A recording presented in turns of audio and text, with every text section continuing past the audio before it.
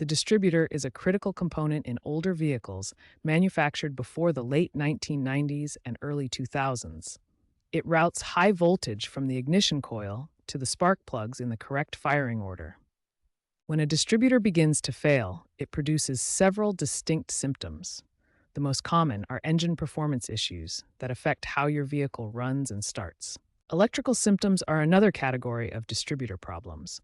These affect the timing and efficiency of combustion, leading to poor performance and increased emissions. Visual inspection can reveal many distributor problems. Look for physical damage, corrosion, and contamination that can cause ignition system failures. Here's what corrosion and wear actually look like on distributor components.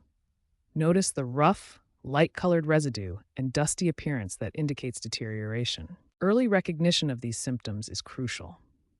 Catching distributor problems before they worsen can prevent more expensive engine damage and keep your older vehicle running reliably. Proper diagnosis of distributor problems requires the right tools and systematic approach. Modern diagnostic equipment, combined with traditional methods, provides the most effective troubleshooting strategy. An oscilloscope provides advanced waveform analysis, allowing you to see the exact timing and quality of ignition signals.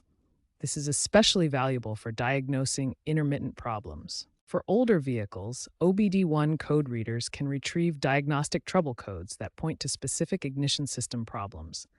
These are essential for vehicles manufactured before 1996. A timing light is crucial for verifying that ignition timing is correct.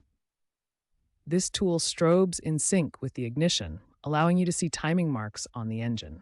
The diagnostic process follows a systematic approach.